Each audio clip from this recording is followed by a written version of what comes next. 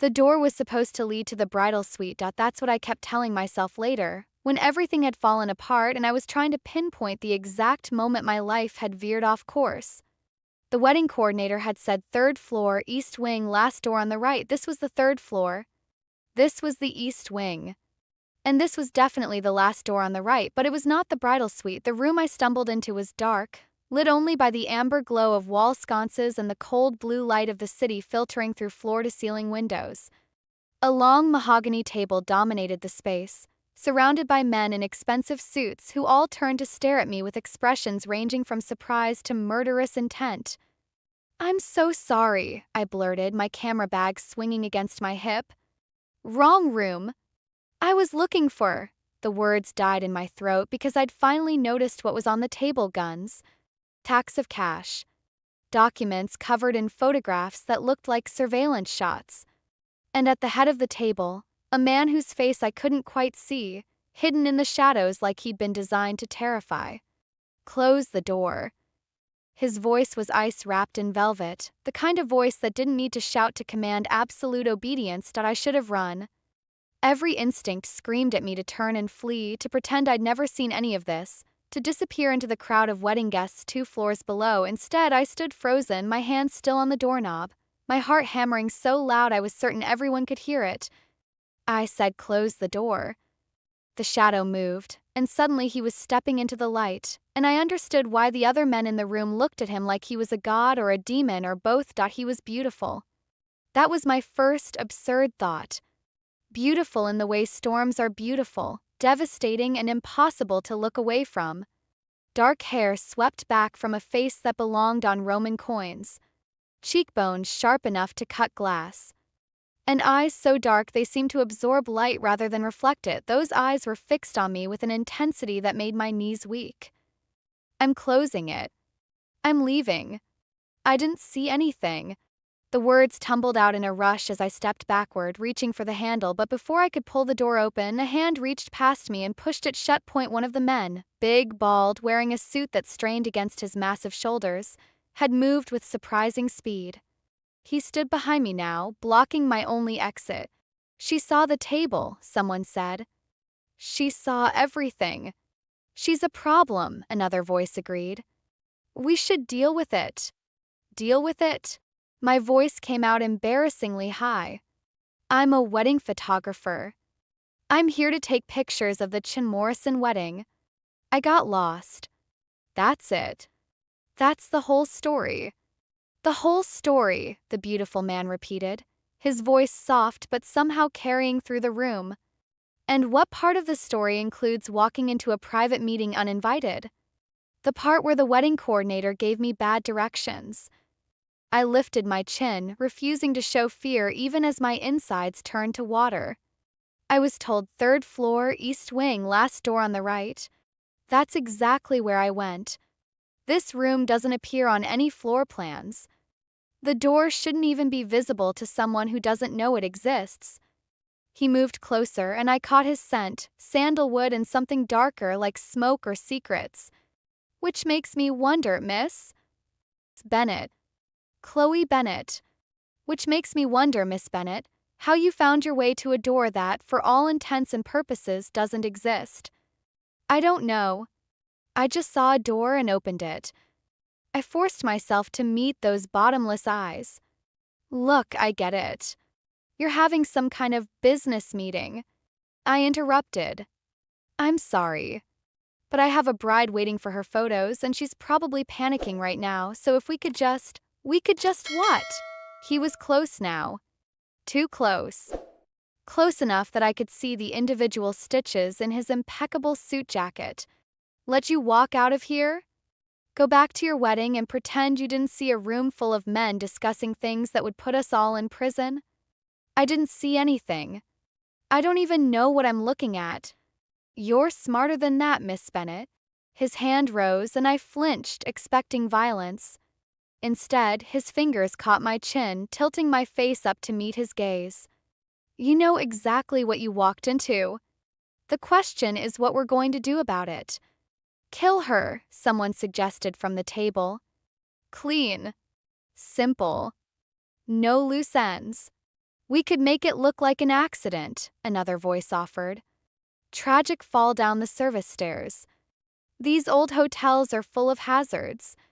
My blood turned to ice. Or, I said, my voice somehow steady despite my terror, you could recognize that killing a freelance wedding photographer would create far more problems than it solves. I have an assistant who knows I'm here.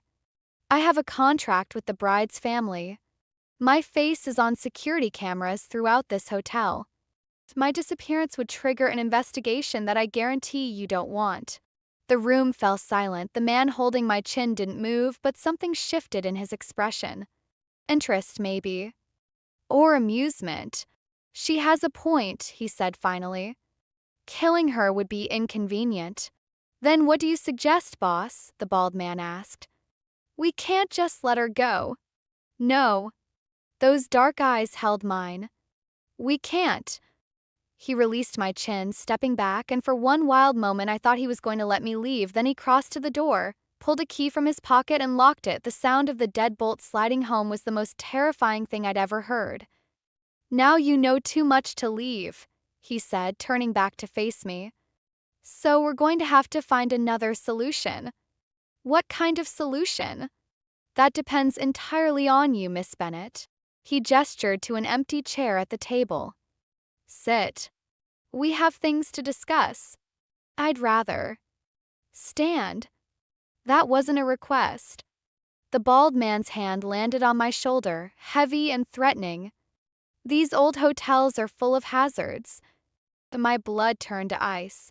Or, I said, my voice somehow steady despite my terror, you could recognize that killing a freelance wedding photographer would create far more problems than it solves. I have an assistant who knows I'm here. I have a contract with the bride's family. My face is on security cameras throughout this hotel. My disappearance would trigger an investigation that I guarantee you don't want. The room fell silent. The man holding my chin didn't move, but something shifted in his expression. Interest, maybe. I had no choice. Saturday, the man who was clearly in charge took the seat across from me, those dark eyes never leaving my face. Let me explain your situation, he said, his voice calm and reasonable, as if we were discussing dinner reservations rather than my continued existence. You've walked into a meeting between 5 of the most powerful families in New York. You've seen faces, documents, and discussions that could bring down empires. Under normal circumstances, you would already be dead. These aren't normal circumstances? Clearly not, since you're still breathing. That ghost of a smile again. I'm Nico Santoro. You won't find that name in any newspaper or police database. I've spent 15 years making sure of it. I'm what some might call a ghost, a man who doesn't officially exist. Congratulations on your anonymity. You're being flippant. That's either very brave or very stupid. He leaned forward. The men in this room want you dead. They see you as a liability, a loose end that could unravel everything we've built. I'm the only thing standing between you and a very unpleasant ending. Why? You don't know me. No. But I know desperation when I see it. And you, Miss Bennet, are not desperate. He tilted his head, studying me. You're scared, anyone would be. But underneath the fear, there's something else. Calculation. Strategy. You're already trying to figure out how to turn this situation to your advantage. I'm trying to figure out how to survive. Same thing in my world. He stood, moving to a sidebar where he poured 2 glasses of amber liquid. Drink. It will steady your nerves. I'd rather keep my wits about me. Smart. He set 1 glass in front of me anyway. Here's what's going to happen. You're going to finish your job tonight, photograph the wedding, deliver the expected files, maintain appearances. And then you're going to disappear. Disappear. From your normal life. Temporarily. He returned to his seat. I can't let you go knowing what you know. But I also can't kill you without creating exactly the kind of attention I've spent my career avoiding. So we're going to reach a compromise. What kind of compromise? You'll stay with me, under my supervision, until I'm confident that you pose no threat to my operations. He sipped his drink. Consider it protective custody. That sounds a lot like kidnapping. It sounds like the only option that keeps you alive. His expression hardened. The men you saw tonight have connections everywhere: police, federal agencies, government officials. If you try to run, they'll find you. If you try to talk, they'll silence you. The only way you survive is under my protection. And what do I have to do to earn this protection? Nothing you're not already doing. Take your photographs. Do your job. And when the wedding is over, you'll come with me. Quietly. Without fuss. For how long? As long as it takes. I stared at him, trying to find any crack in that beautiful, terrible facade. Any sign of weakness or mercy, there was none. What if I say no? Then Sal will escort you to a service exit, and tomorrow morning your body will be found in the East River. He said it without emotion, without threat. Just fact. I'm giving you a choice, Miss Bennett. Life or death. I'd recommend choosing life. The room was silent. Every eye was on me, waiting for my answer. I thought about my apartment in Brooklyn. My cameras, my equipment, the modest career I'd built from nothing. I thought about Bianca, who'd gotten me this job and was probably wondering where I was. I thought about my grandmother, who'd raised me to be brave but also to be smart. This wasn't bravery. This was survival. Fine, I said. I'll go with you. But I want assurances. What kind of assurances? No one touches me without my permission. I get my own room, my own space. And when you decide I'm no longer a threat, you let me go. Completely. Back to my normal life. Something flickered in his eyes. Respect, maybe. Agreed. Then we have a deal. He extended his hand.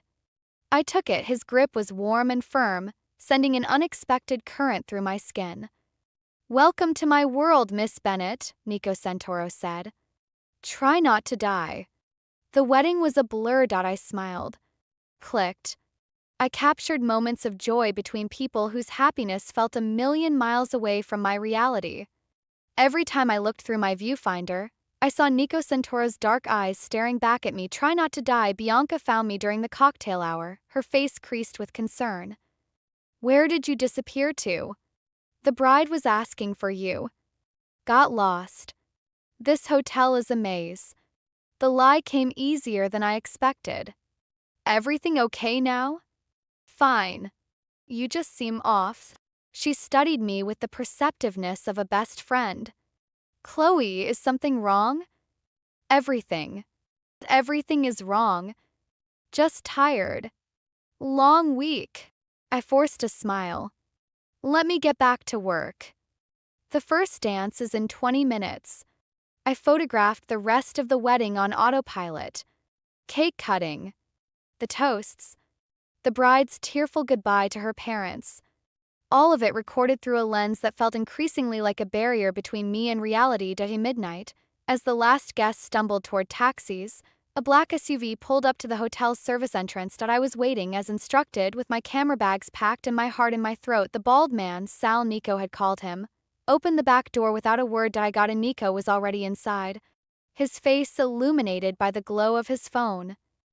He didn't look up as I settled into the leather seat across from him. The photos came out well, I hope. They always do. Good. Your reputation is important. We'll need to maintain it. He finally looked up, those dark eyes catching the passing streetlights. You're not a prisoner, Miss Bennett. You're a guest with limited mobility. There's a difference. Feels the same from where I'm sitting. It won't once you understand the rules. He pocketed his phone. You'll have access to most of my property. You can continue your work, edit photos, communicate with clients, maintain your business. What you cannot do is leave without an escort or discuss anything you witnessed tonight. And if I break these rules, then I'll be forced to reconsider my decision to keep you alive. He said it casually, like discussing the weather. I'd prefer not to. Killing beautiful women isn't my style. Did you just call me beautiful? I stated a fact. Don't read into it. The SUV wound through Manhattan streets I didn't recognize, eventually crossing a bridge I couldn't identify in the darkness. 20 minutes later, we pulled through gates that seemed to materialize from nowhere, approaching a house that looked more like a fortress than a home. Welcome to my prison, Nico said dryly. Try to enjoy your stay. The house was not what I expected, that I'd imagined: cold marble and sharp edges, a space as ruthless as its owner. Instead, I found warmth. Hardwood floors worn soft by decades of footsteps.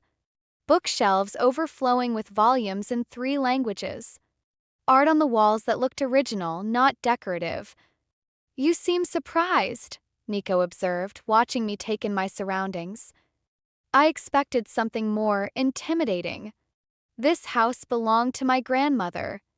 She believed home should feel lived in. A flicker of something crossed his face, pain maybe, or nostalgia. I've kept it the way she left it. She's gone. 5 years now. He moved toward a staircase. I'll show you to your room. You must be exhausted. I followed him upstairs that creaked under our weight, down a hallway lined with photographs I couldn't examine in the dim light. He stopped at a door near the end, pushing it open to reveal a room that stole my breath. It was beautiful. A 4-poster bed draped in soft blue linens. Windows that looked out over gardens invisible in the darkness. A fireplace already crackling with warmth. This is mine. For as long as you're here. He gestured to an adjoining door. Private bathroom. The closet has been stocked with essentials. Sal estimated your size. If anything doesn't fit, let him know. You planned for this? I planned for everything. His eyes met mine. There's a lock on the inside of your door. Use it if it makes you feel safe. But know that no one in this house will enter without your permission. Including you. Especially me.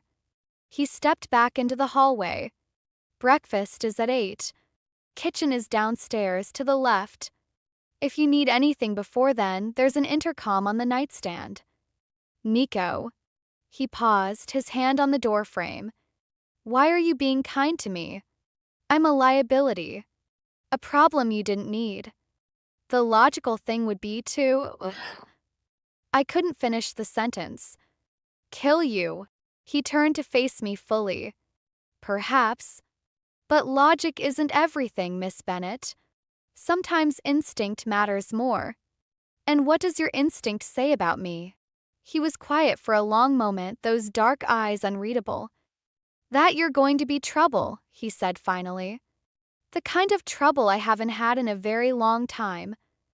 He closed the door before I could respond. I didn't sleep. How could I?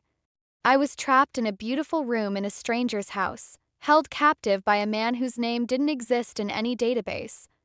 A man who'd calmly discussed my potential murder over drinks. A man who called me beautiful and looked at me like I was a problem he couldn't solve. 3 a.m. I gave up on sleep and explored my room instead.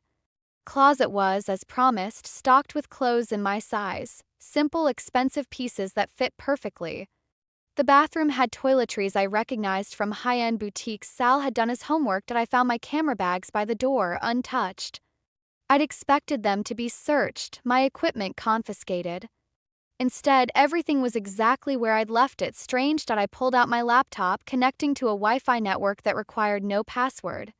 Another surprise. If Nico was worried about me contacting the outside world, he wasn't showing it. I checked my email. 17 messages from Bianca, each more frantic than the last. I typed a quick reply, had to leave early. Family emergency. We'll explain later. Everything's fine. Everything was not fine. But what else could I say? By the time dawn crept through my windows, I'd edited half the Chin Morrison photos and convinced myself that this situation was survivable. Nico had given me rules. I would follow them. Eventually, he'd decide I wasn't a threat, and I'd go back to my normal life simple. Nothing about this was simple. 7:45, I showered, dressed in clothes that weren't mine, and went downstairs to face my captor. Nico was in the kitchen, and he was cooking. I stopped in the doorway, trying to reconcile the image before me with the man who'd locked me in a room and threatened my life 12 hours ago. He stood at the stove in dark slacks and a white shirt, sleeves rolled up to reveal forearms that were surprisingly muscular. A dish towel was slung over one shoulder. Something that smelled incredible sizzled in a pan. "You cook," I said stupidly. "I eat. Cooking is a natural extension." He didn't turn around. "Coffee's on the counter. How do you take it?" "Black. A woman of simple tastes." He finally glanced back, and something in his expression shifted when he saw me. "The clothes fit." "They do." How did Sal know my size? Sal has many talents. He plated whatever he was cooking, eggs, I realized, with vegetables and some kind of cheese, and set it on the kitchen island. "Sit. Eat. We have things to discuss." I sat, mostly because the food smelled incredible and I hadn't eaten since before the wedding. "What things?" "The logistics of your stay." He took the seat across from me with his own plate. "I have business that requires travel. You'll come with me." "I'll what?" "I can't leave you here unsupervised." "Not yet." He ate with the precision of someone who viewed food as fuel rather than pleasure. "We'll be traveling to Boston tomorrow. Then Chicago. Then possibly Los Angeles. I have clients. Commitments. I can't just disappear for weeks." "You can and you will." His tone left no room for argument. "Your assistant, Bianca, is it, will cover your immediate bookings. You can communicate with clients remotely, manage your business from wherever we are. But your physical presence is non-negotiable." This is insane. This is survival. Yours and mine. He set down his fork. "The men you saw in that room are not forgiving. If they suspect you're a liability, they'll act. The only way I can protect you is by keeping you close." "And what happens when you're not around?" "When you're in meetings or handling whatever it is you handle, Sal will be with you. Or someone equally trusted." His eyes met mine. "You're not a prisoner, Miss Bennett. But you are my responsibility now. That means I don't let you out of my sight." "For how long?" "As long as it takes for the situation to stabilize." "Weeks. Maybe months." "Months? Would you prefer the alternative?" I thought about the river. The cold, dark river where my body would have been found if I'd made a different choice last night. "No," I said quietly. "I wouldn't." "Then eat your breakfast." We leave for Boston at noon. The drive to Boston was 6 hours of uncomfortable silence. Nico worked the entire time. Phone calls in rapid Italian, documents spread across his lap, his attention never wavering from whatever empire he was managing. I stared out the window, watching the landscape change, trying to process the surreal turn my life had taken. "You're thinking very loudly," Nico observed somewhere in Connecticut. "I'm trying to understand you." "What's to understand?" "Everything. You're a ghost, a man who doesn't officially exist. You run what I'm assuming is a massive criminal operation. You had every reason to kill me last night." I turned to face him. "But instead, you're protecting me, taking me on your business trips, making me breakfast. Is there a question in there?" "Why?" He was quiet for a long moment. "When I was 19, I made a mistake. Trusted someone I shouldn't have. It cost 3 people their lives, people I cared about." His jaw tightened. "Since then, I've operated on one principle: eliminate threats before they become problems. No exceptions. No mercy. And I'm an exception? You're an anomaly." His dark eyes found mine. "You walked into that room and saw everything. You had every reason to panic, to beg, to make promises you couldn't keep. Instead, you negotiated. You pointed out the logical flaws in killing you. You treated the most dangerous moment of your life like a business meeting. Survival instinct. More than that, intelligence, composure, the ability to think clearly under pressure. He almost smiled. Those are rare qualities, valuable ones. It seemed wasteful to destroy them. So I'm alive because I'm useful. You're alive because I chose not to kill you. The reasons are complicated. He returned his attention to his documents. Don't overthink it. But I was already overthinking it because underneath the logic and the cold assessment, I'd seen something else in his eyes, interest, the same interest I felt stirring in my own chest. Despite every reason to hate him, this was going to be a problem. Boston was a meeting that I wasn't allowed inside. Sal stayed with me in an upscale hotel suite while Nico disappeared for 4 hours. When he returned, his expression was darker than when he'd left. Problems? I asked. Nothing you need to worry about. I'm living in your pocket. I think I need to worry about everything. He studied me for a long moment, then surprised me by answering. Victor Marchetti, the man at the head of the table last night, is pushing for your elimination. He doesn't trust that you'll stay silent. He wants me to prove my loyalty by handling you personally. My blood ran cold. And what did you say? That I'd handle you in my own way. In my own time. He crossed to the bar, pouring himself a drink. He wasn't satisfied, but he accepted. For now. For now. Victor is patient. He'll wait for me to slip up to show weakness. And then he'll act. Nico turned to face me. Which means we need to be perfect. No mistakes. No suspicion. No reason for him to doubt my control of the situation. What does that mean for me? It means you stay close. Closer than before.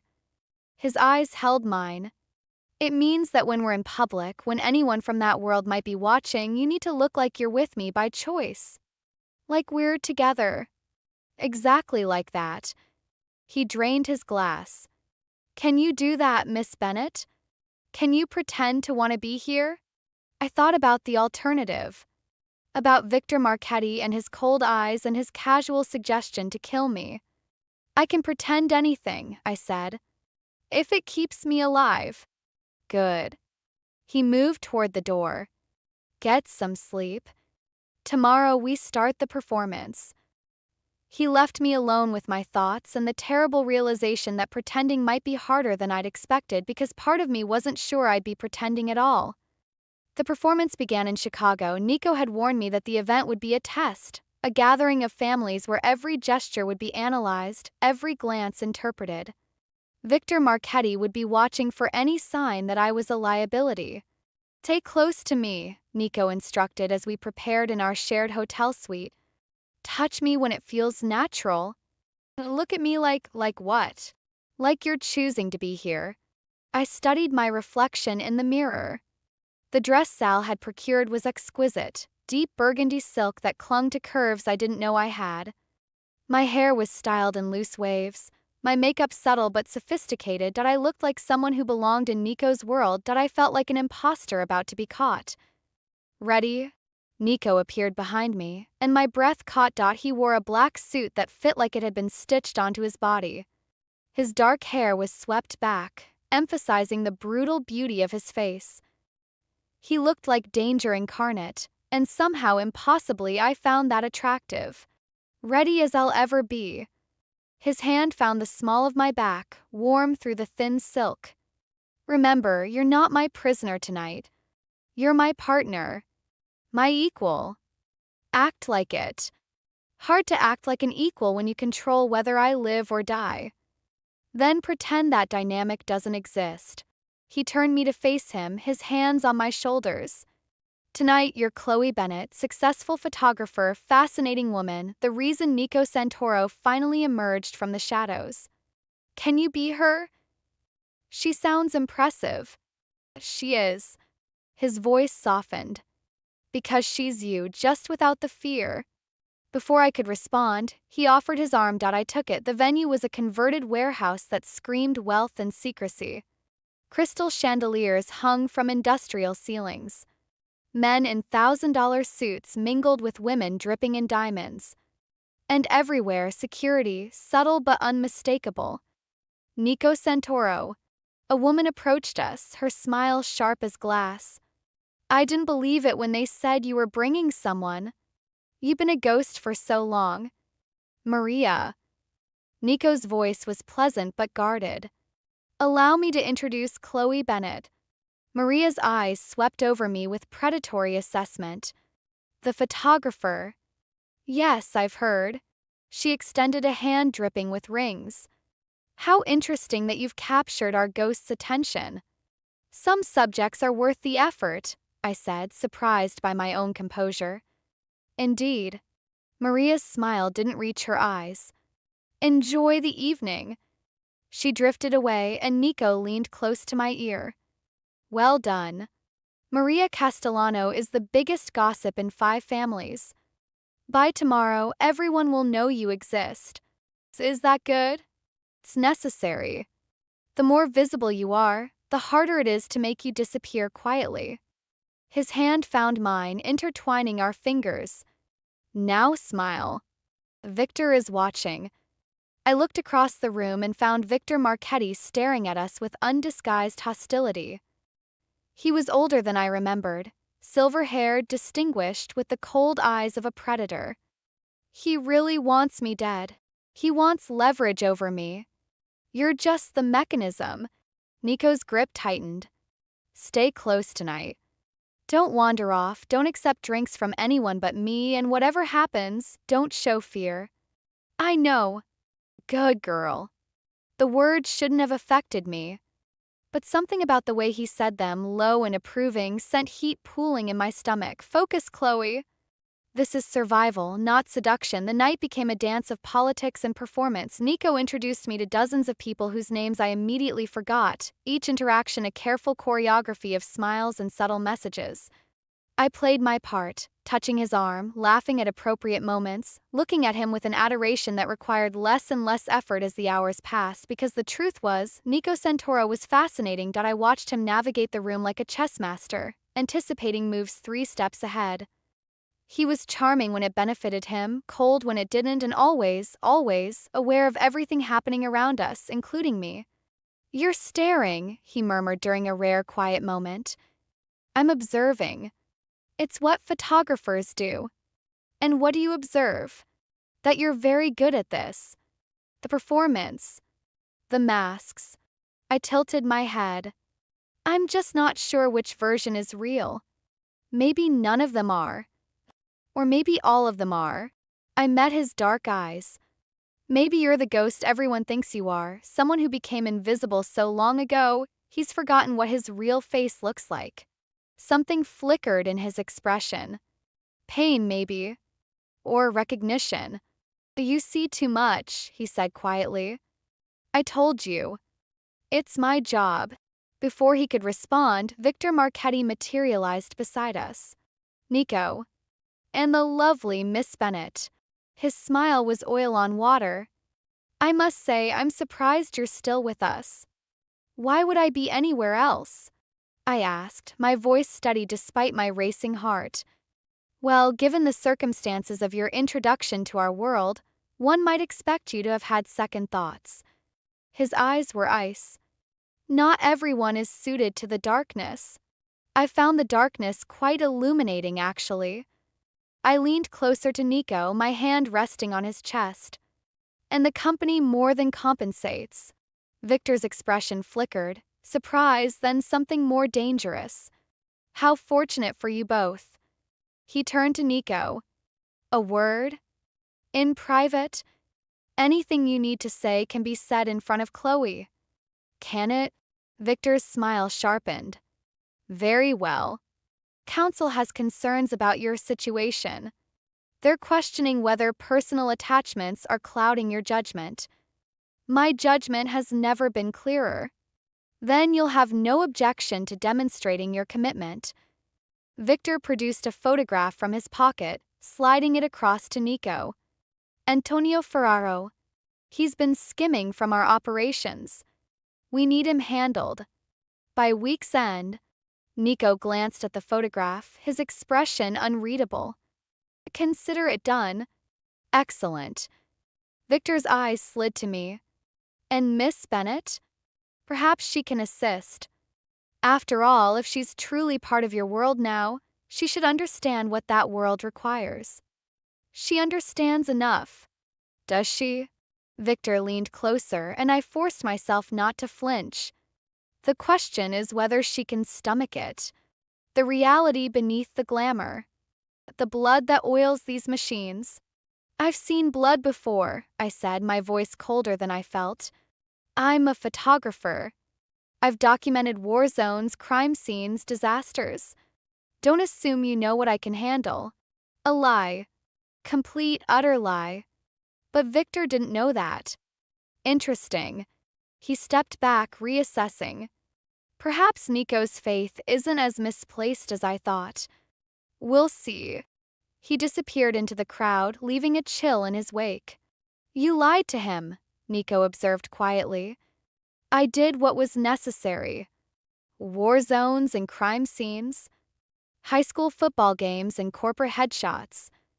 I exhaled shakily. But he doesn't need to know that. Nico studied me for a long moment. Then, impossibly, he laughed. It was a low sound, rusty from disuse but genuine. It transformed his face, softening the harsh lines, making him look almost human. You're remarkable, he said. Absolutely remarkable. I'm terrified. That's what makes it remarkable. His hand found my face, thumb tracing my cheekbone. You're terrified, but you face it anyway. You lie to the most dangerous man in New York and make him believe every word. I'm a good actress. You're more than that. His eyes held mine. You're a survivor. Like me. The music shifted to something slow and haunting. Without asking, Nico pulled me onto the dance floor. What are you doing? Maintaining the performance. His arms wrapped around me, one hand on my lower back, the other clasping mine. And giving myself an excuse to hold you. Is that part of the act? Does it matter? We moved together in slow circles, and I became acutely aware of every point of contact between our bodies. His warmth. His scent. The steady beat of his heart beneath my palm. Tell me something real, I said. Something that isn't part of the performance. He was quiet for a moment. My grandmother used to dance with me in the kitchen. When I was small, before any of this. She'd put on old Italian records and teach me the steps. His voice was soft. She said dancing was the only honest conversation. Bodies don't lie the way words do. What happened to her? She died protecting me. From people like Victor. From this world I was born into. His grip tightened. I became a ghost because of her. Because she sacrificed everything so I could survive. And now you're risking that survival for me. Yes. Why? He stopped dancing, tilting my face up to meet his gaze. 'Cause when you walked through that door, something in me recognized something in you. The fighter. The survivor. The person who refuses to break no matter what the world throws at them. His thumb traced my lip. I've been alone for 15 years, Chloe. Invisible. Untouchable. And then you came along and made me want to be seen.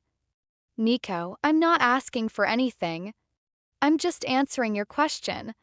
He released my face, stepping back. Now we should circulate. Victor is watching again. He led me away from the dance floor, but the warmth of his confession lingered, and for the first time I wondered if this performance was becoming something else entirely. We left Chicago the next morning. The drive was different this time. Less silent, more careful. Like we were both aware that something had shifted between us and neither knew how to address it. The man in the photograph, I said finally. Antonio Ferraro. What are you going to do? What I have to do? You're going to kill him. I'm going to handle him. What that looks like depends on circumstances. Nico's voice was flat. Does that bother you? It should. But But I'm starting to understand that your world operates on different rules. That survival sometimes requires things that would be unthinkable in mine. That's a dangerous way to think. Maybe. I turned to face him. Or maybe it's the only way to survive what I've walked into. He was quiet for a long time. I never wanted this for you, he said finally. The violence, the compromise, the slow erosion of the person you were before. I'm still me. Are you? The woman who walked through that door 3 weeks ago wouldn't have lied to Victor Marchetti. She wouldn't have danced with a killer and asked for his secrets. She also wouldn't have survived. No, she wouldn't have. His eyes met mine. But I wonder sometimes if survival is worth the cost. If you'll look back someday and hate me for what I've made you become. You haven't made me anything. I've made choices. Have you? When the alternative is death? I didn't have an answer. We drove in silence for another hour before I spoke again. I don't hate you. I should. You've taken my freedom, put me in danger, dragged me into a world I never asked to join. But I don't hate you. What do you feel? Confused. Scared. Curious. I paused. Attracted. He inhaled sharply. Chloe, I'm not asking for anything. I'm just answering your question.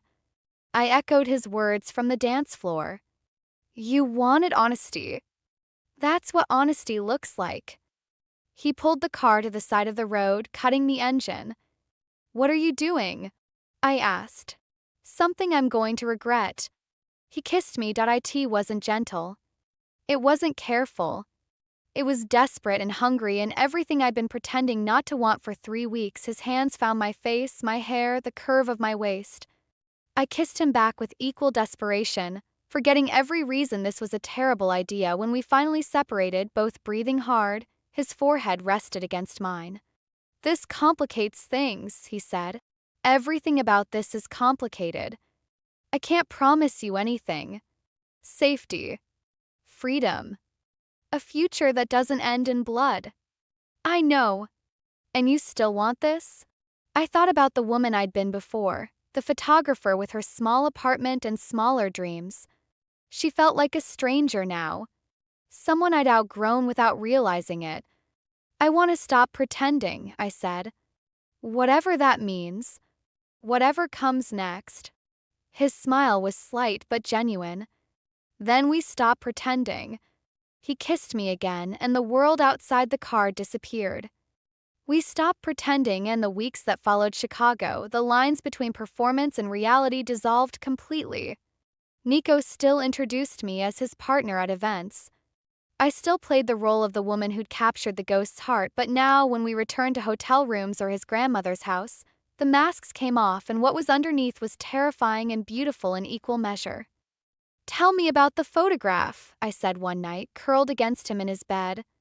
The one on your nightstand. He tensed slightly before answering. My grandmother. The day she became an American citizen. She said it was the proudest moment of her life. She looks happy. She was. For about 3 more years. His arm tightened around me. Then my father made enemies of the wrong people. They came for him but found her instead. I'm sorry. Don't be. It was a long time ago. But his voice said otherwise. She's the reason I became what I am. The reason I learned to disappear, to operate from the shadows. I swore no one would ever use the people I love against me again. And yet here I am. Here you are. He turned to face me, those dark eyes holding mine. The one vulnerability I can't eliminate. You could still let me go. Could I? His hand traced my jaw. Could you walk away now? Pretend none of this happened? Go back to photographing weddings and pretending you've never been touched by darkness? I thought about it. Really thought about it. No, I admitted. I don't think I could. Then we're both trapped. Kissed me softly. Though I'm not sure either of us is complaining. The problem with happiness is that it makes you careless. I'd been with Nico for 6 weeks when I made my first mistake. We were in Los Angeles for another meeting, another performance. Nico had left me in the hotel suite with Sal while he handled business. The Antonio Ferraro situation had been resolved, though I didn't ask how I was editing photos on my laptop when a knock came at the door. Room service, a voice called. I didn't order anything, I called back. Compliments of the hotel. For Mr. Santoro's guest. I looked at Sal, who was already moving toward the door, hand inside his jacket. Stay back, he ordered, but before he could reach the door, it exploded inward. 3 men poured into the room, weapons drawn. Sal managed to take down one before a bullet caught him in the shoulder, sending him crashing to the floor. Miss Bennett. Victor Marchetti stepped through the ruined doorway, his smile as cold as I remembered. I've been waiting for this moment. Victor. What? Did you really think I'd let Nico parade you around indefinitely? A witness to that meeting, alive and untouched. He shook his head. I gave him time to prove his loyalty. He chose you instead. He handled Ferraro. Did exactly what you asked. Ferraro was a test. A minor inconvenience. Victor moved closer, and his men kept their guns trained on me. You are the real test. And Nico has failed. If you kill me, he'll destroy you. Perhaps. But by then, I'll have what I want, his empire, his territory, everything he's built. Victor's smile widened. You see, Nico made a mistake. He let you become important. And important things can be leveraged. I'm not leverage. I'm nobody. You're everything to him. I've watched you together. The way he looks at you, touches you, shields you from every threat. Victor laughed softly. The ghost finally materialized, and all it took was a pretty photographer with terrible sense of direction. What do you want? Right now? I want you to come with me. Quietly. Without fuss. He gestured to his men. Later, I want Nico to watch while I take everything from him, including you. Fear turned my blood to ice. But underneath the fear, something else stirred anger. No. Victor blinked. Excuse me? I said no. I stood straighter, channeling every ounce of composure I'd learned in weeks of performing. I'm not going anywhere with you. I'm not being used as bait or leverage or whatever twisted game you're playing. You don't have a choice. Everyone has a choice. You taught me that, actually. That night at the meeting, I met his eyes without flinching. You wanted to kill me then. Nico stopped you. And you've been waiting ever since for a chance to prove you were right. Smart girl. Smart enough to know that killing me won't give you what you want. Nico will hunt you to the ends of the earth. Every ally you have will abandon you. Every territory you control will become a battlefield. I stepped closer to him, ignoring the guns. You're not taking power. You're starting a war you can't win. Victor's expression flickered. Doubt, maybe. Or reassessment. She has fire, he said to no one in particular. I see why he's taken with her. Let me go. Walk away. Tell everyone this was a misunderstanding. My voice was steady despite my hammering heart. Or watch everything you've built burn because you couldn't resist poking the ghost. Silence stretched between us, then Victor laughed, a genuine sound that chilled me more than his threats. Oh, I'm not going to kill you, Miss Bennett. Not yet. He pulled out his phone, dialing a number. But I am going to teach Nico a lesson about the cost of vulnerability. The phone connected. Nico, I have something of yours. Come to the warehouse on 5th and Harbor. Alone. Or I'll send her back to you in pieces. He hung up before Nico could respond. Now we wait, Victor said pleasantly. Make yourself comfortable. They took me to a warehouse that smelled like rust and old blood. My hands were bound, but loosely, more symbolic than practical. Victor wanted me afraid, not damaged. Damaged goods had less leverage. "He'll come," I said as they pushed me into a chair. "And when he does, he'll find himself surrounded by men who've been waiting for exactly this opportunity." Victor settled into a chair across from me. The ghost emerges from the shadows and we clip his wings. Poetic, don't you think? I think you're underestimating him. And I think you're overestimating what love can accomplish against bullets. Victor leaned forward. "Tell me something, Miss Bennett. What is it about Nico that inspires such loyalty? He's a killer, a manipulator, a man who spent his entire life using people as pawns. He's also kind, genuine, the only person who's ever seen me, really seen me, and not looked away. How romantic. And how naive." Victor shook his head. "He's shown you the version of himself he wants you to see. The wounded soul.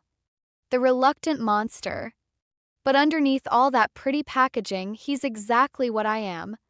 Exactly what this world makes us. You're wrong. Am I?"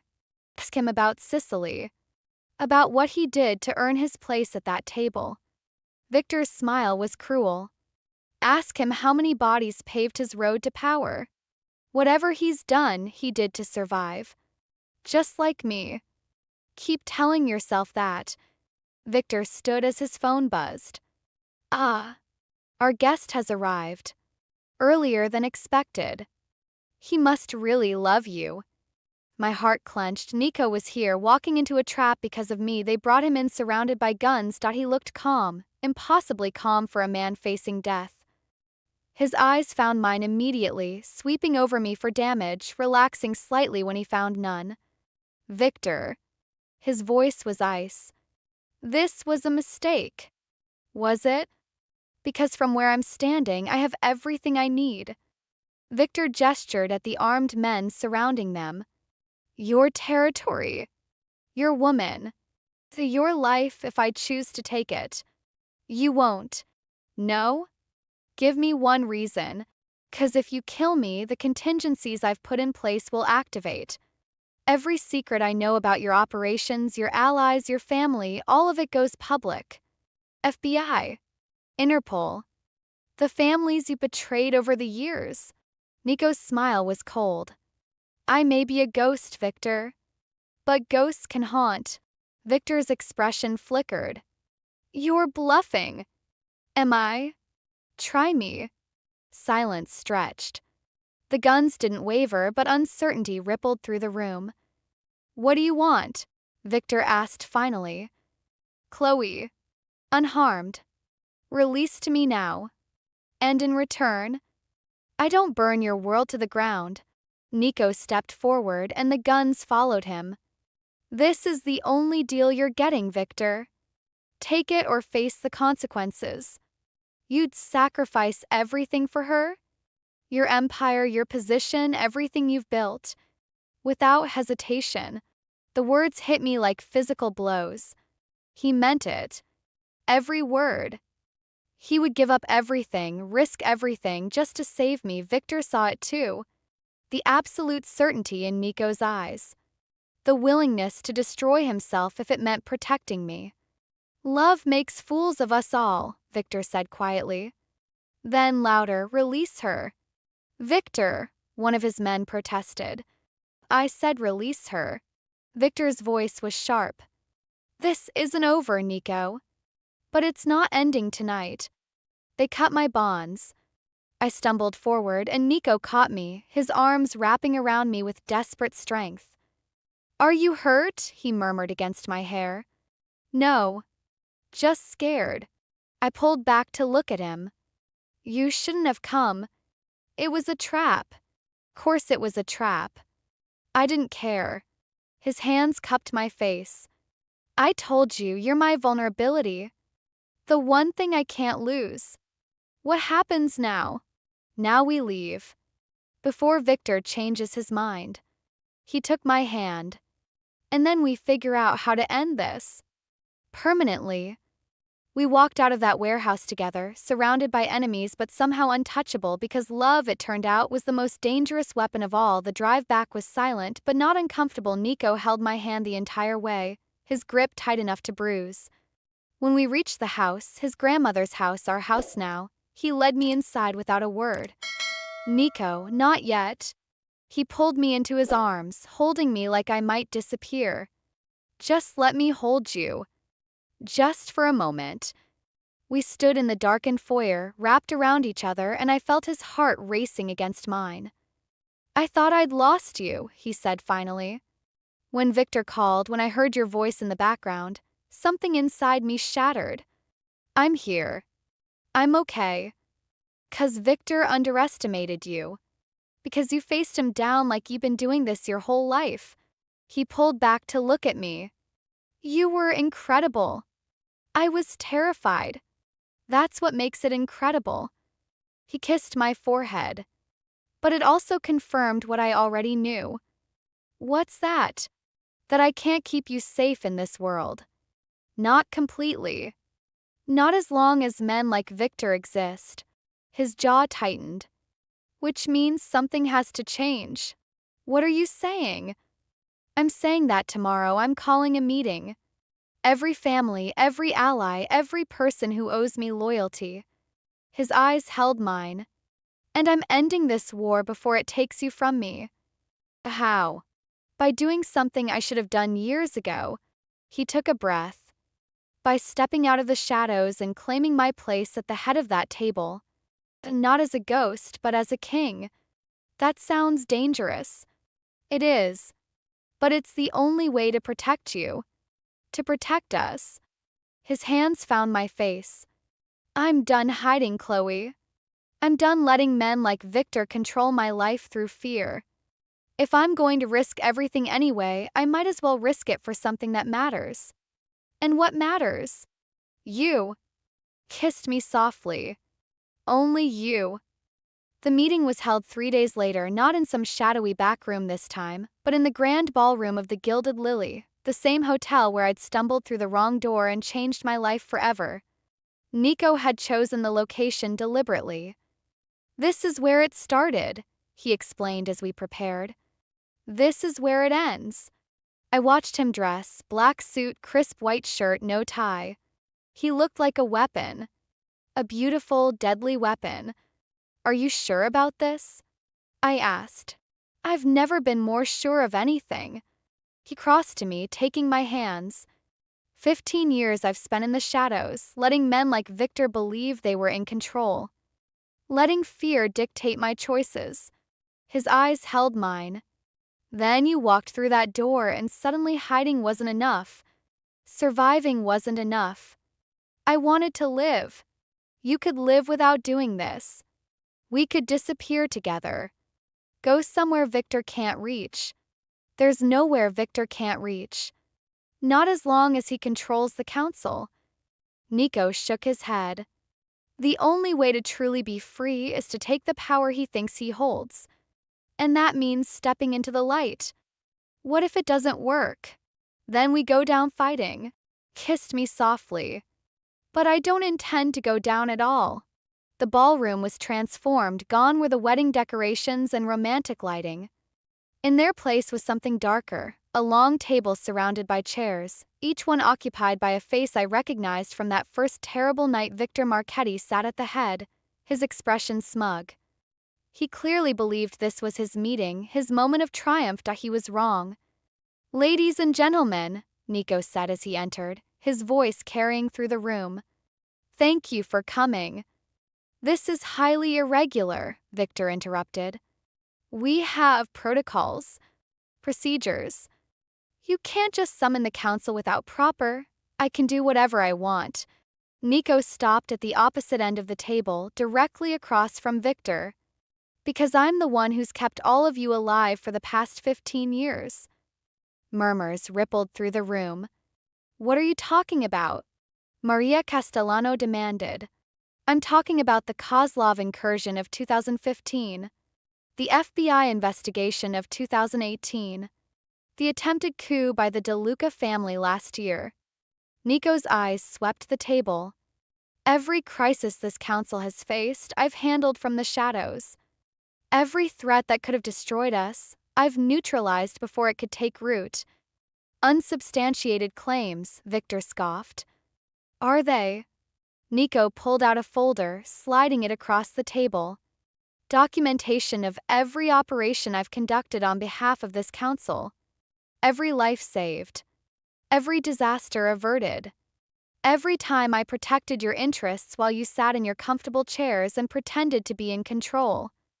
Victor's face paled as he flipped through the documents. You see, Victor, you made a mistake when you targeted Chloe. Nico's voice hardened. You revealed exactly how threatened you feel by my existence. How desperate you are to eliminate the one person who could expose your incompetence. I am not, you are exactly that. Incompetent. Cowardly. The kind of leader who hides behind protocol and procedure because he lacks the vision to do anything else. Nico stepped closer. I've spent 15 years protecting this council from itself. Now I'm done working from the shadows. What exactly are you proposing? Maria asked carefully. Change in leadership. Effective immediately. Nico's eyes never left Victor's. I'm taking my rightful place at the head of this table. And Victor is stepping down. You can't, Victor started. Can. I am. Nico pulled out his phone, pressing a button. The contingencies I mentioned at the warehouse? They're not just about exposure. They're about control. Screens around the room flickered to life, displaying images that made several council members gasp. Bank accounts. Property deeds. Weapons caches. Every secret the council had worked to protect laid bare. I have access to everything, Nico continued. Every operation, every asset, every skeleton in every closet. I could destroy all of you with a single phone call. This is blackmail, Victor spat. This is reality. The reality you've been ignoring while you play politics and I did the actual work. Nico turned to the council. I'm not asking for your permission. I'm informing you of what's happening. You can accept the new order or you can face the consequences of opposing it. Silence stretched through the room, then slowly Maria Castellano stood. I support Nico, she said. He's right. Victor has been coasting on reputation while the real work happened elsewhere. It's time for change. Another council member stood. Then another. One by one, they declared their allegiance, until Victor sat alone at a table that no longer belonged to him. You'll regret this, Victor said, his voice shaking with rage. All of you. When he turns on you, the only one who's been turning on this council is you. Nico moved to stand behind Victor's chair. Now, you have two choices. Leave gracefully with your life and enough money to disappear. Or stay and discover just how unpleasant I can be. Victor's jaw worked. His eyes darted around the room, searching for allies, finding none. This isn't over, he said finally. Yes, it is. Nico's voice was ice. Sal will escort you out. I suggest you don't come back. Victor stood, his movements stiff with fury. As he passed Nico, he paused. She'll be your downfall. That woman. The same vulnerability you used against me will be used against you. Perhaps. Nico smiled coldly. But at least I'll have someone worth falling for. Victor left, and the room exhaled. Now, Nico said, taking Victor's seat at the head of the table, let's discuss the future. I watched from the shadows, appropriately enough, as Nico reshaped his world. He spoke for 2 hours, outlining plans and policies that I barely understood. But I understood the effect he had on the room. The fear that had followed Victor was replaced by something else: respect. Admiration. The recognition that they were in the presence of someone genuinely extraordinary. When the meeting finally ended, Nico found me waiting in the hallway. You were incredible, I said. I was terrified. He pulled me into his arms. But I kept thinking about what you said in that warehouse. about choices, about refusing to be powerless. I was winging it. You were inspiring. He kissed my forehead. You've been inspiring me since the moment you walked through that door. I was lost. So was I. His eyes held mine. And then we found each other. We stood there, wrapped in each other, while his new empire buzzed around us. What happens now? I asked finally. Now we go home. Now we sleep. Now we wake up tomorrow and figure out what our life looks like when we're not running from threats or hiding from enemies. That sounds almost normal. It won't be normal. Not entirely. But it will be ours. He took my hand. Come on. I want to show you something. He drove us to a building I didn't recognize, a warehouse district in Brooklyn that looked abandoned but felt strangely alive. Where are we? Your new studio. He led me through a door, flipping switches that illuminated a space that stole my breath. IT was enormous. High ceilings with industrial windows that would flood the space with natural light. Walls that begged for backdrops and equipment. Room after room after room of possibility. Nico, you've been editing photos on a laptop in hotel rooms for 2 months. You deserve a space of your own. Something permanent. He gestured around. I had it set up while we were dealing with Victor. It's not finished, but I kissed him before he could continue. It's perfect, I said when we separated. You're perfect. And many things. Perfect isn't one of them. But he was smiling. Do you like it? I love it. I turned in circles, taking it all in. I can actually build something here. Create something real. That was the idea. He caught my hand, pulling me back to him. I want you to have a life beyond me, Chloe. Friends, work, passions that have nothing to do with my world. I want you to be yourself, the photographer, the artist, the woman who sees beauty everywhere she looks. And what about us? We'll figure it out, day by day. Like normal people, or as close as we can get. Cupped my face. I love you. That's the only thing I'm certain of. Everything else is negotiable. You love me? I've loved you since you told Victor Marchetti you documented war zones without flinching. He laughed. That was the most transparent lie I've ever heard, and somehow it made me fall harder. I was terrified. I know. That's what made it brave. Kissed me softly. Stay with me. Not because you have to. Not because the alternative is death. But because you want to. Nico, I know it's soon. I know we've only really been together for weeks. But I've spent enough of my life hesitating, waiting for the right moment. His eyes held mine. You're the right moment. You're every moment. And I don't want to waste another second pretending otherwise. Tears burned my eyes. Yes. Yes. Yes, I'll stay. Yes, I want this. Yes to all of it. I laughed through my tears. I walked through the wrong door and found the right life. How crazy is that? Very crazy. He pulled me close. But I've learned to appreciate crazy. We stood in my new studio, surrounded by possibility, and for the first time since that night at the hotel, I felt completely, absolutely safe, not because the danger was gone, but because I'd found someone worth facing it with. 3 months of peace. That's how long it lasted before Victor Marchetti made his final move. I should have known it was too easy. Should have recognized that a man like Victor, proud, vindictive, accustomed to power, wouldn't simply fade into the shadows. But I was too happy to notice the warning signs. Too wrapped up in the life Nico and I were building together. My studio had become everything I dreamed of. Natural light flooding through industrial windows. Equipment I could never have afforded on my own. A growing client list that had nothing to do with Nico's world. Engagement sessions, family portraits, commercial work that let me exercise creative muscles I'd almost forgotten I had. And at home, because the grandmother's house was truly home now, I'd found something I'd never expected. Belonging. the kind of deep-rooted certainty that comes from being exactly where you're supposed to be. Nico had changed too. Not fundamentally. He was still the same calculating, dangerous man who'd locked me in a room and told me I knew too much to leave. But the edges had softened.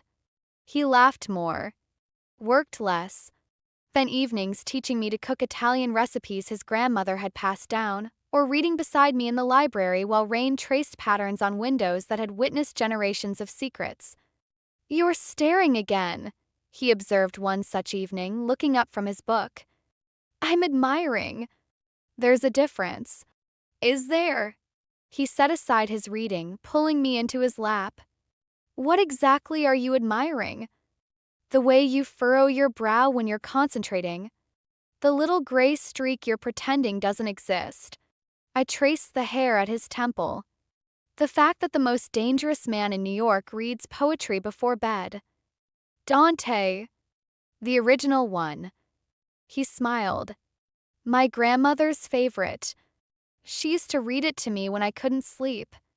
"Tell me more about her." "I've told you everything."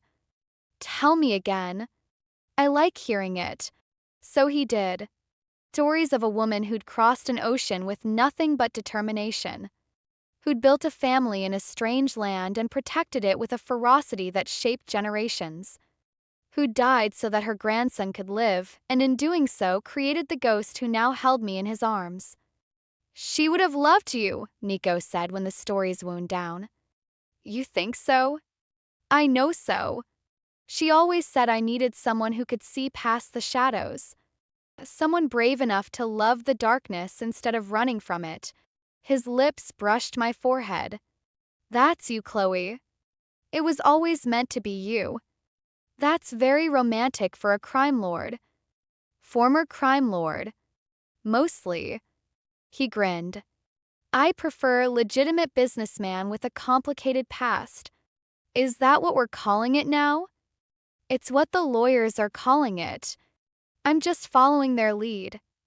I laughed and he kissed me, and for a moment everything was perfect. Then his phone rang. The expression on his face as he answered told me everything I needed to know. "What is it?" I asked when he hung up. "Victor. He's made a move." Nico was already standing, reaching for his jacket.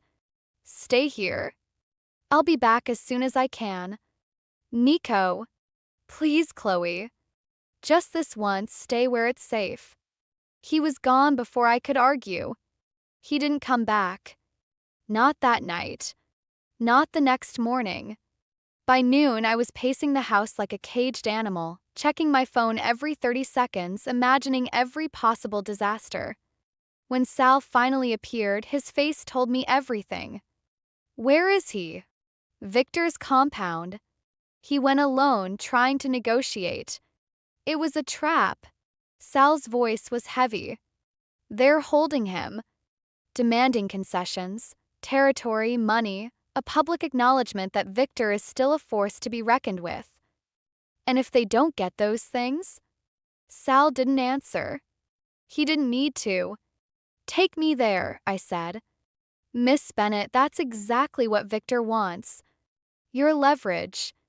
The moment you show up, the moment I show up, I'm a distraction. Something Victor has to deal with instead of focusing all his attention on Nico." I grabbed my jacket. "I'm not asking, Sal. Take me there or I'll find my own way." He studied me for a long moment. "Nico said you were trouble. The best kind of trouble." He wasn't wrong. Sal almost smiled. "Follow me." Victor's compound was a fortress in upstate New York. Stone walls, armed guards, the kind of security that made Nico's grandmother's house look like a vacation cottage. But security only works when people are looking. And Victor wasn't looking for a photographer with a camera bag and a desperate plan. "I need to get inside," I told Sal as we surveilled from a distance. "Without being seen." "That's impossible." "The perimeter is there." I pointed to a service entrance, partially hidden by overgrown hedges. "Deliveries. Catering, maybe." Something regular enough that the guards don't pay close attention. How do you know that? Because I've photographed 100 events at places like this. Rich people always have service entrances, and they always underestimate the help. I checked my camera. I need a uniform. Something that makes me invisible. You're insane. Probably. But it's the only chance Nico has. Sal made some calls. 20 minutes later, I was dressed as a catering assistant, my camera hidden in a bag of tablecloths, walking toward a door that could lead to freedom or death. The guards barely glanced at me.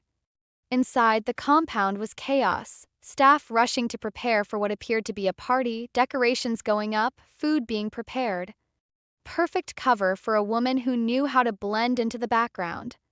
I moved through corridors I'd never seen, following the whispers of staff who gossiped about the prisoner and Mr. Marchetti's special guest. Eventually, I found myself outside a door guarded by two men who looked like they'd never smiled in their lives. I'm supposed to set up for the photography session, I said, holding up my bag. Mr. Marchetti wants everything documented. No one told us about any. Call him if you want. But he seemed pretty insistent on capturing this moment for posterity. I shrugged. Your funeral if you delay things. They exchanged uncertain glances. Then one stepped aside. I was in. Nico looked terrible. They'd put him in a chair in the center of a room that was clearly designed for intimidation. Sparse furniture, cold lighting, chains on the walls that suggested this wasn't the first interrogation it had hosted. His face was bruised, his lips split, his hands bound behind his back.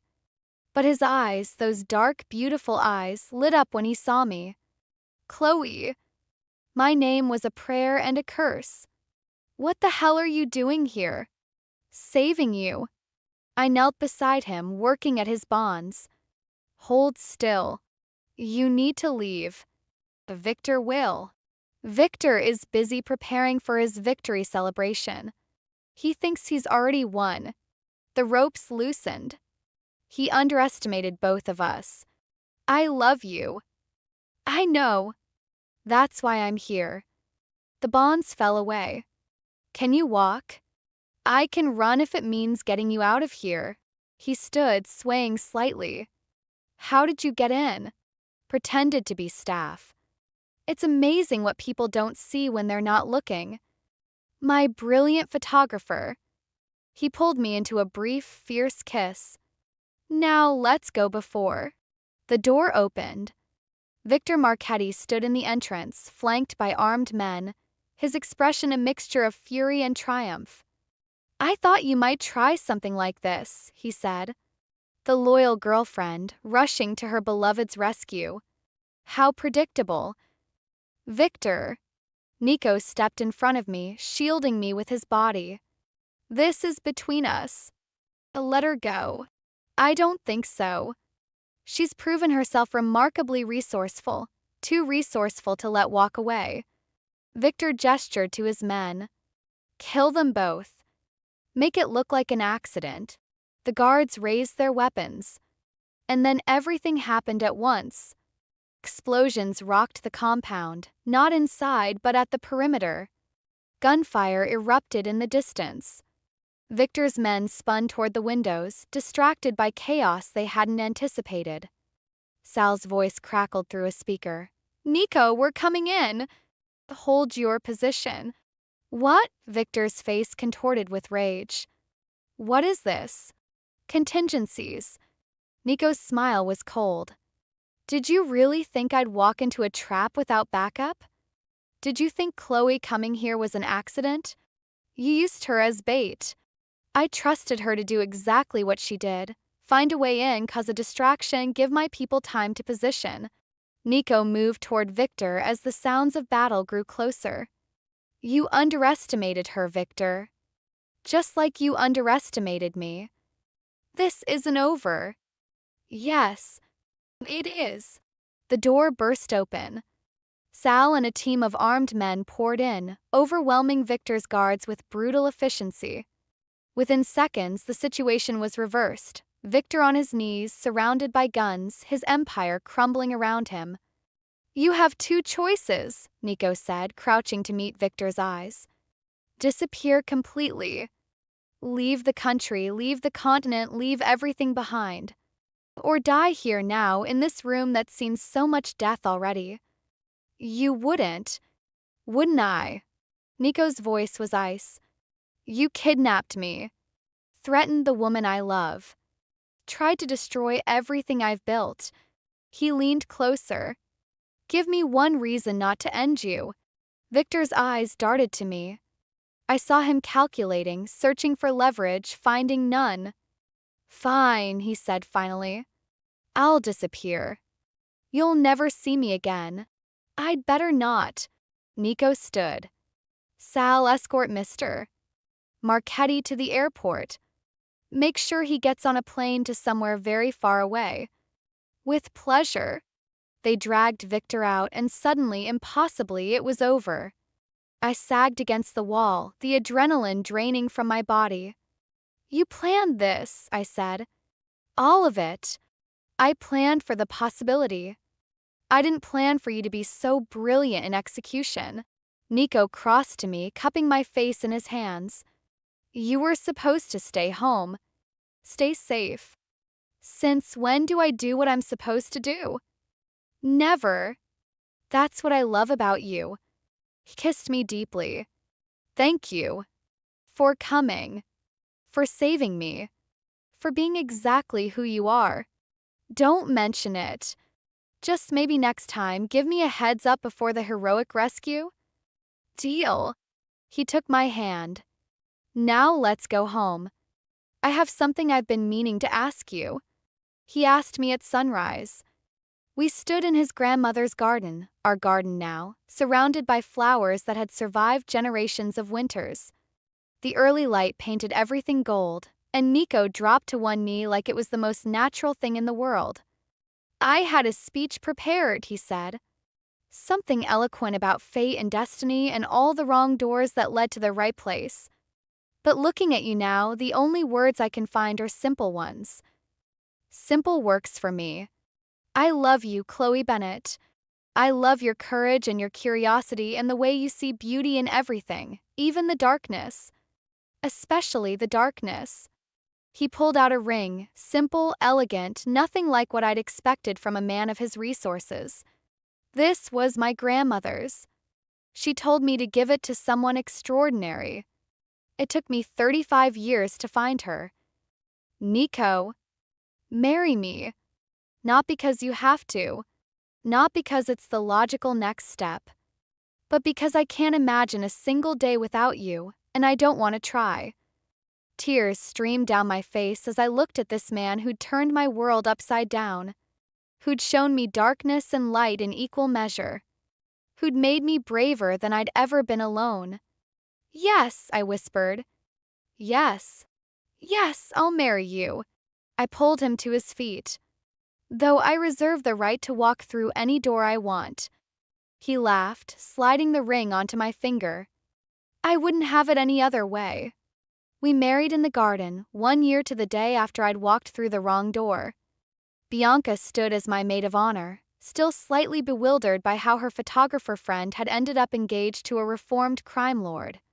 Sal stood as Nico's best man, his stoic expression cracking into something almost like joy. The guest list was small, a mix of my photography clients and Nico's legitimate business associates, people who knew enough of the truth to celebrate it and enough of discretion to never speak of it. "You look beautiful," Nico murmured as I reached him at the altar. "You look nervous. Terrified, actually." He took my hands. "This is the most dangerous thing I've ever done." "What is?" "Letting myself be happy. Believing it can last." "It can last," I promised. "We'll make sure of it." The ceremony was simple, vows that spoke of finding light in unexpected places, of love born from chaos, of two people who'd stumbled into each other's lives and refused to stumble back out. When the officiant pronounced us married, Nico kissed me like the world was ending and beginning all at once. And in a way it was. 2 years later, I stood in my studio, reviewing proofs from a recent shoot when Nico appeared in the doorway. "You're supposed to be at a meeting," I said without looking up. "Meeting ended early. I wanted to see my wife." "Your wife is very busy." "Your wife is always busy. It's what I love about her." He crossed to wrap his arms around me from behind. "But she also needs to come home. There's something waiting for her." "What kind of something?" "The kind that requires your presence." Kissed my neck.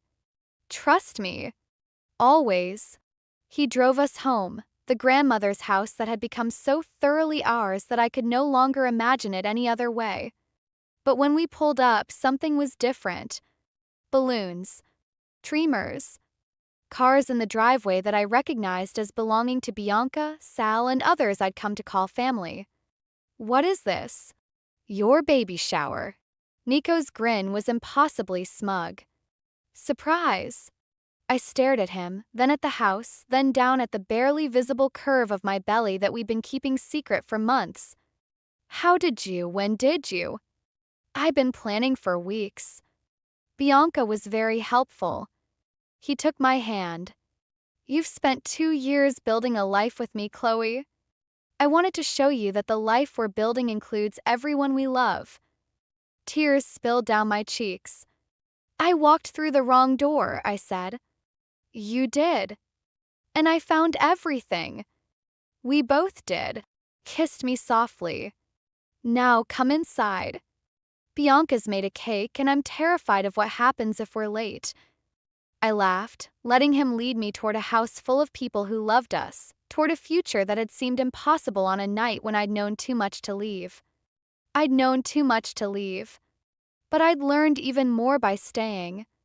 Thank you so much for joining me for this story. If you enjoyed, she accidentally walked into his private meeting. Please don't forget to hit that like button and subscribe to the channel for more thrilling stories.